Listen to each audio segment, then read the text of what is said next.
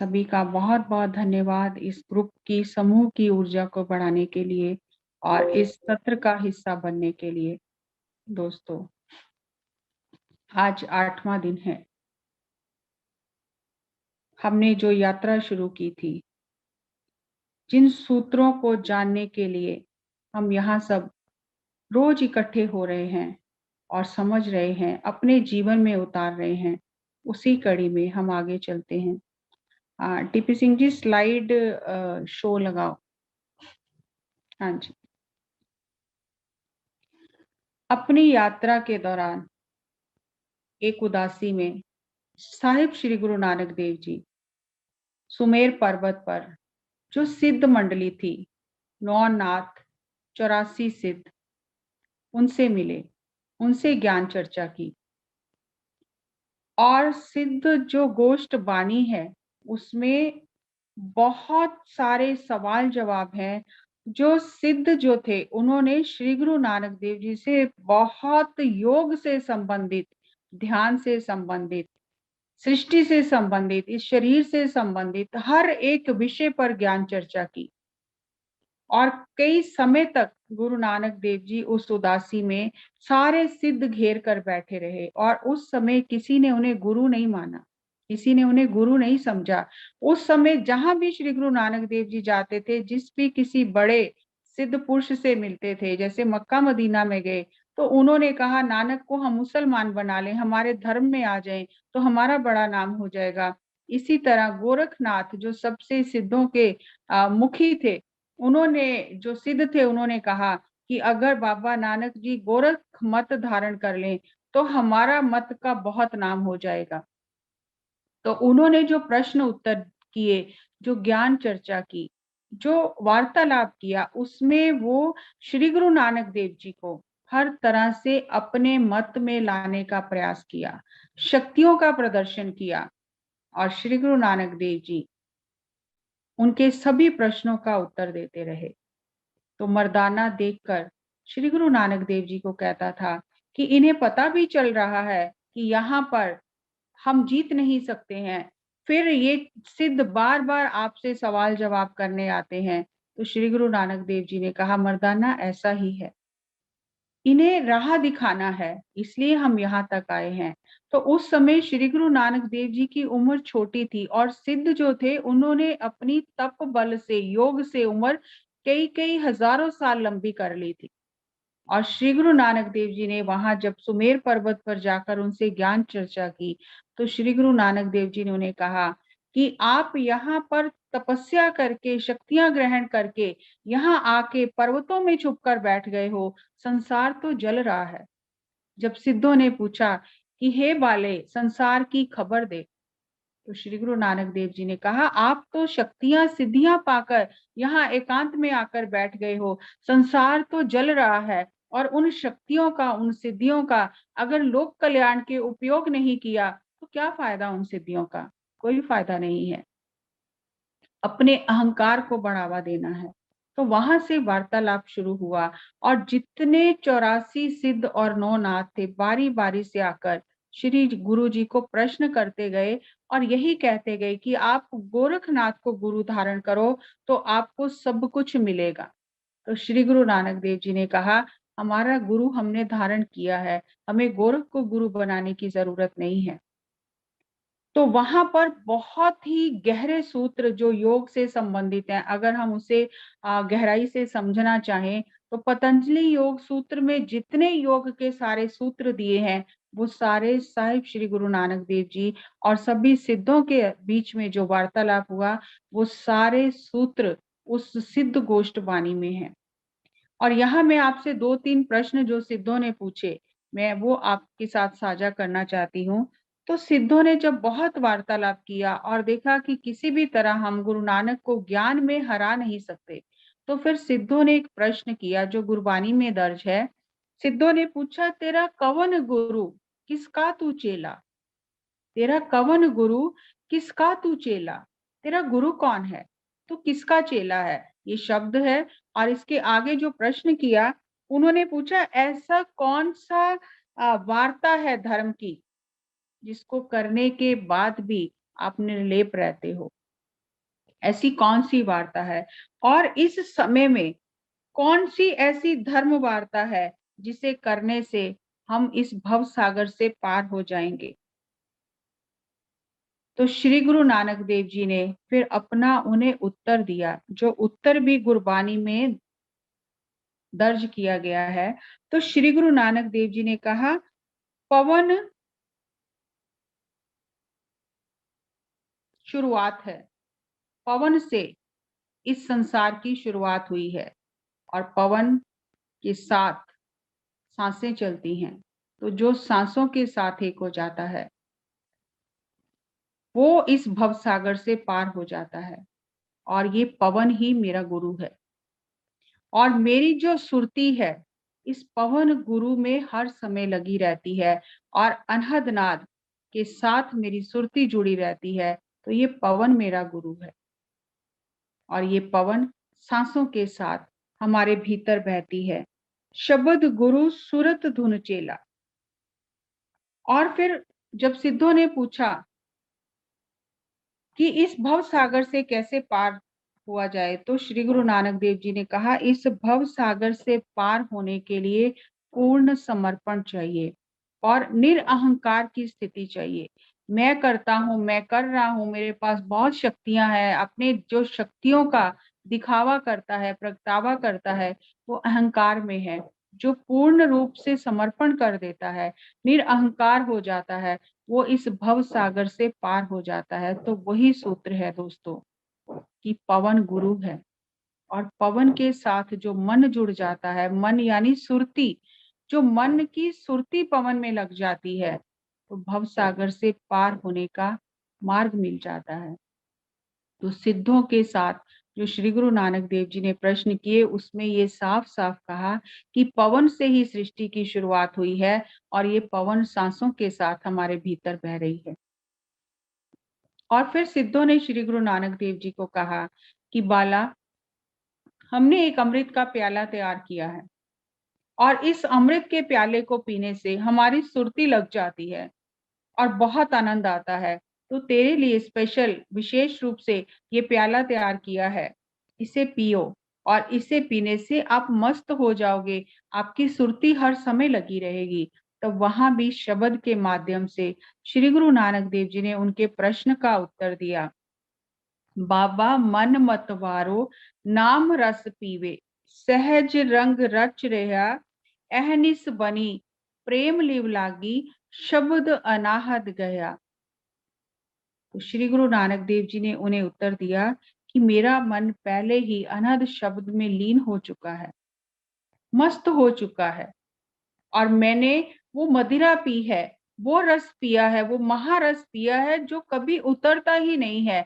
आपने ये जड़ी बूटियों से जो रस बनाया है, ये 2 घंटे 4 घंटे कुछ दिनों के बाद ये रस फिर उतर जाएगा, लेकिन जो मैंने रस पिया है, महारस पिया है, जो नाम रस पिया है, वो कभी भी नहीं उतरता है। तो उसमें बहुत सुंदर सूत्र यहाँ भी ध्यान का दिया। गुण कर ज्ञान ध्यान कर धावे, कर करणी कस पाइए। यानी मैंने अपने आत्मज्ञान को, आध्यात्मिक बुद्धि को, स्पिरिचुअल विजडम को और मेडिटेशन को, गुड़ उसको वो बनाया है, जिससे वो बनाते थे, वो एक रस बनाते थे।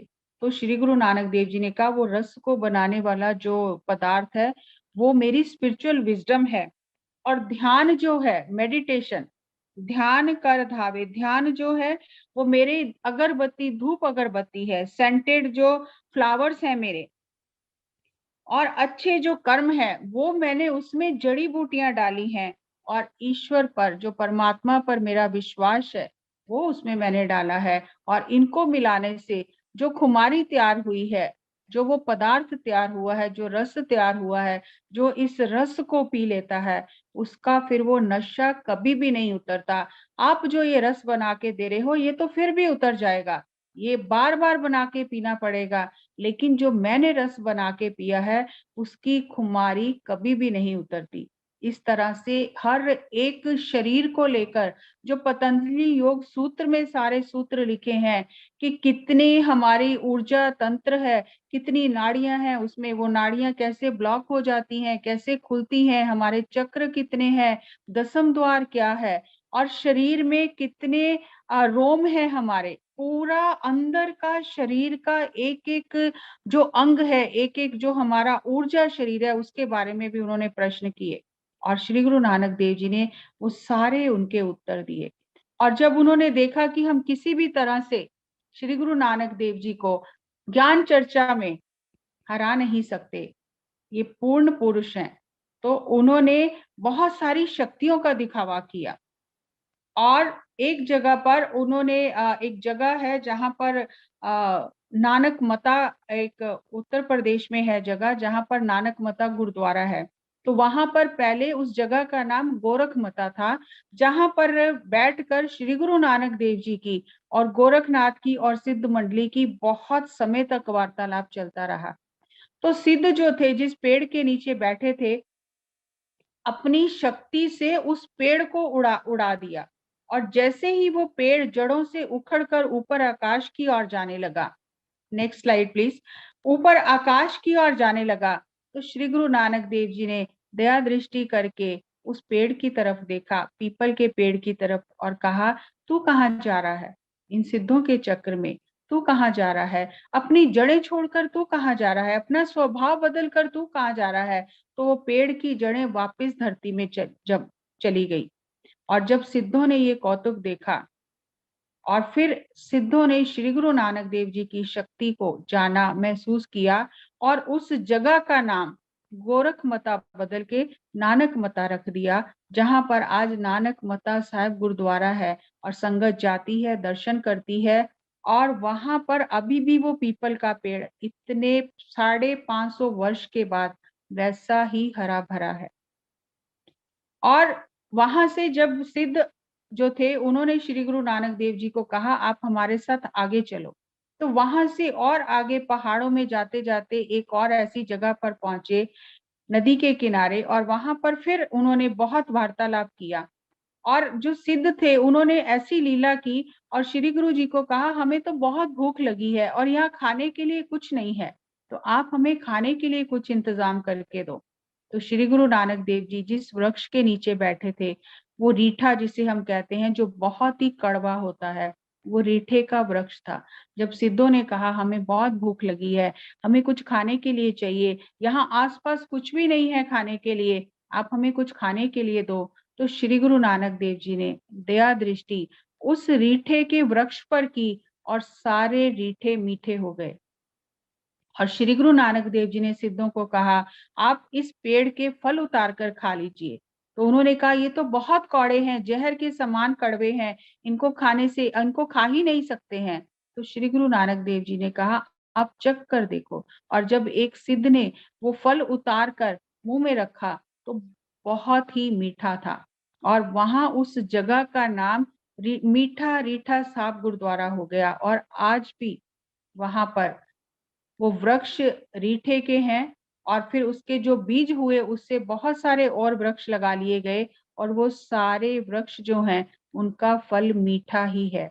और वो फल जो जब मौसम के अनुसार फल लगते हैं, तो वहां के जो गुरुद्वारे की देख रेख करते हैं, वो फल तोड़कर रख लेते हैं, और जो संगत आती है उससे वो मीठे रीठे का प्रसाद देते हैं।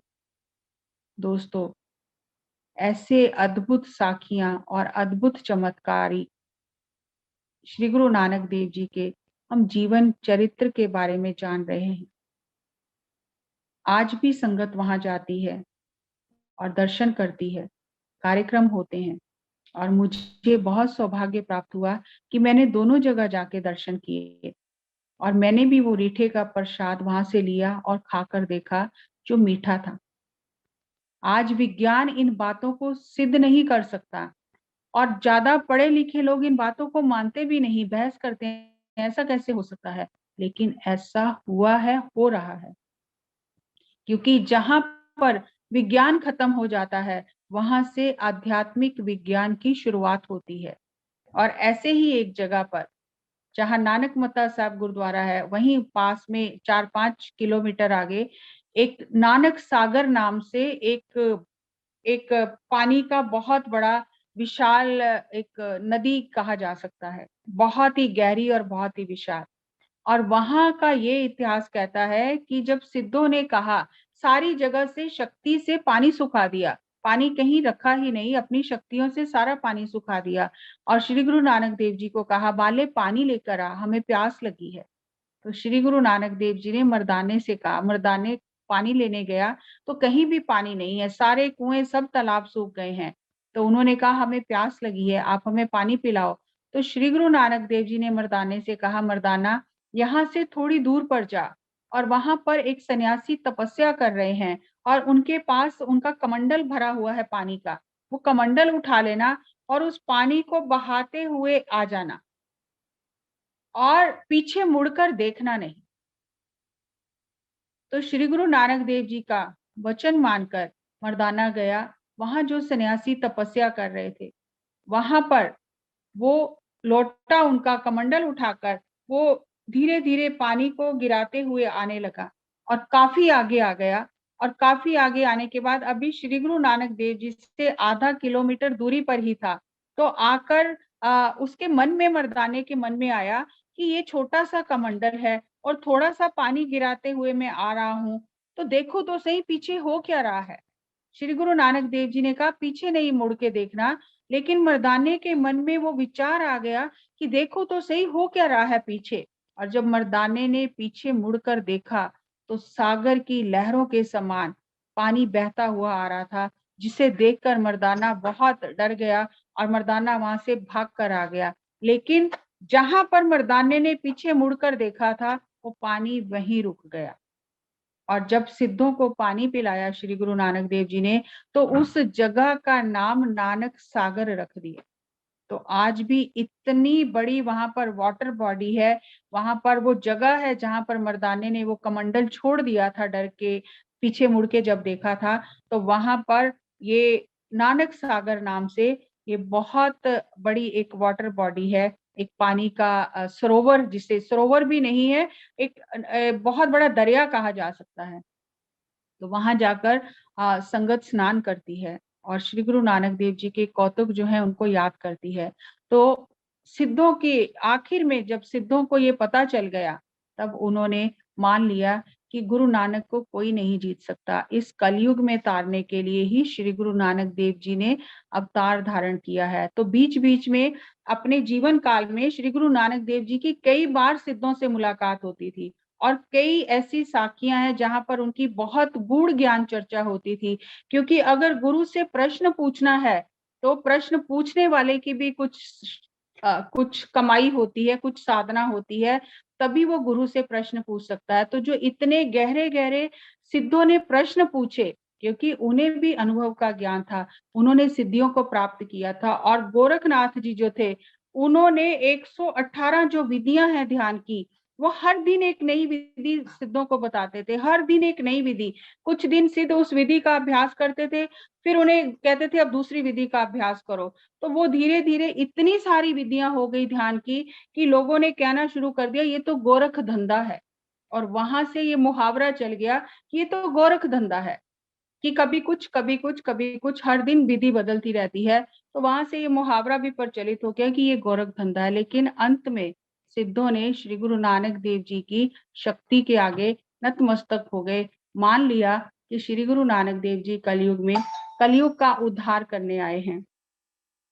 और यहाँ पर दोस्तों, हम जब अध्यात्म के मार्ग पर चलते हैं, हमारी आत्मा कितनी परिपक्व हुई है, गुरु उसकी परीक्षा लेता है। गुरु चाहे जानता है, गुरु को पता है कि हम अध्यात्म के मार्ग पर चल रहे हैं, क्योंकि हम गुरु की शक्ति के साथ ही चल रहे हैं। गुरु की देख रेख में, गुरु की नजर में हमारी आत्मा उस रास्ते पर आगे बढ़ रही है। लेकिन फिर भी गुरु कोई ऐसा प्रश्न हमारे सामने कर देते हैं जिससे पता चल जाता है कि हमें सही मायने में आत्मज्ञान हमारे जीवन में उतरा है या हमने उसे सिर्फ थ्योरी के स्तर पर समझा है। तो ऐसे ही जैसे माता सुलक्ष्मी जी से श्री गुरु नानक देव जी ने कहा कि हमारे पास गरीबी है, तो उन्होंने कहा मुझे मंजूर है, वो गरीबी नहीं है, वो मेरे लिए सृष्टि का राज है। और ऐसे ही मर्दाने को, जब मर्दाना पहली बार श्री गुरु नानक देव जी के पास आया था, तो उस समय मर्दाने को भी कहा, मर्दाना हमारे पास तो गरीबी है, अगर सुख भोग चाहिए तो तलवंडी चला जा। तो मर्दाने ने कहा, मुझे आपका साथ चाहिए, मुझे सुख भोग नहीं चाहिए।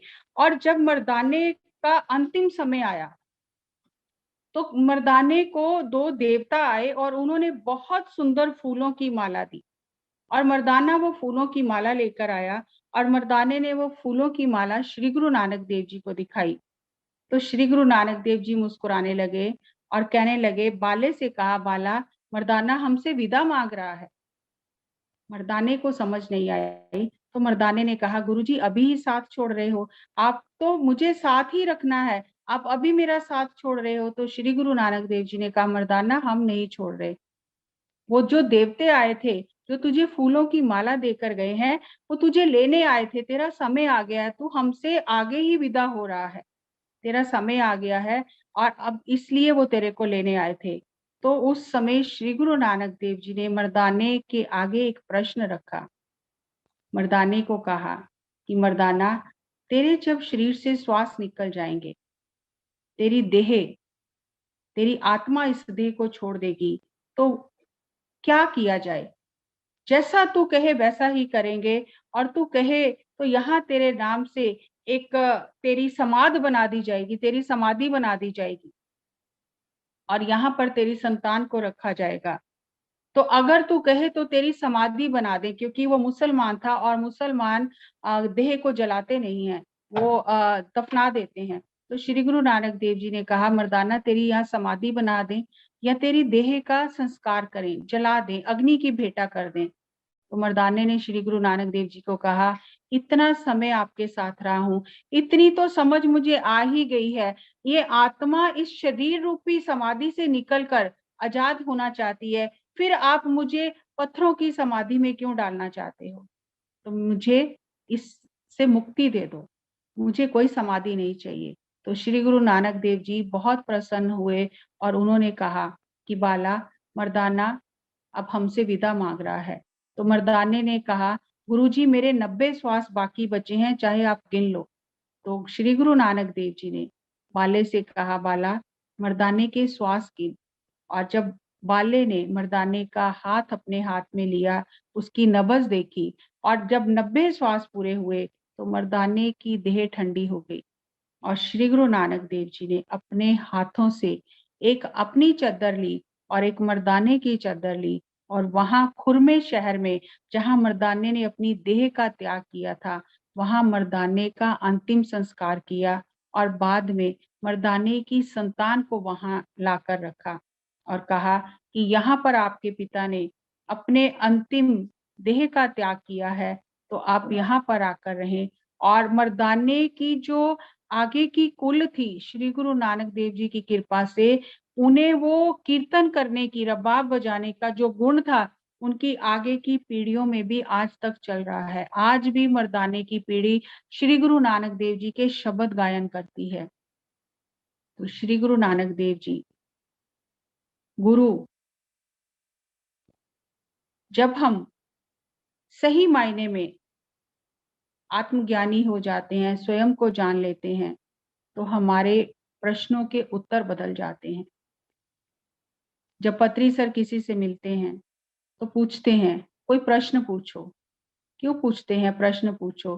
क्योंकि हमारे भीतर की बात बाहर आ जाती है, और पता चल जाता है कि हम कितने तैयार हुए हैं, कितने परिपक्व हुए हैं, अभी हमें किस तरह के ज्ञान की, किस तरह के मार्गदर्शन की जरूरत है। तो गुरु उसी तरह हमारा मार्गदर्शन करते हैं।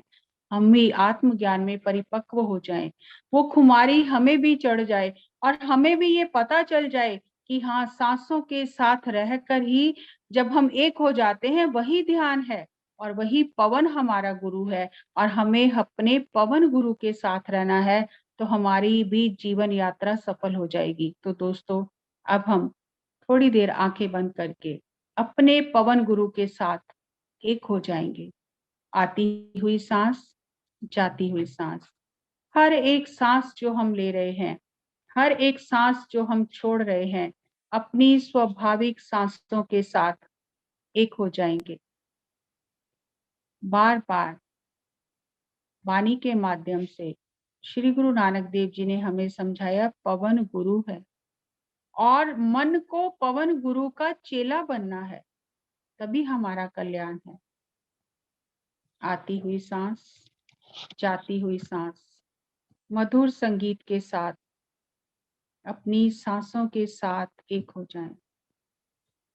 कोई सोच नहीं, कोई विचार नहीं, कोई मंत्र नहीं, कोई जाप नहीं, कोई कल्पना नहीं, केवल और केवल सांसों के साथ एक हो जाएं।